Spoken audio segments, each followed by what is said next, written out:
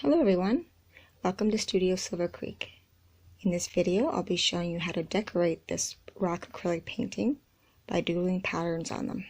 I'm using white paint markers in various sizes. I prefer to use Posca paint markers because they're very durable and water-based. A link for these paint markers is in the description box below. To see how I painted this black rock acrylic painting, check out the link at the end of this video. You can also find the link in the description box below. And I'll be doodling the rest of this to music. I hope you enjoy watching.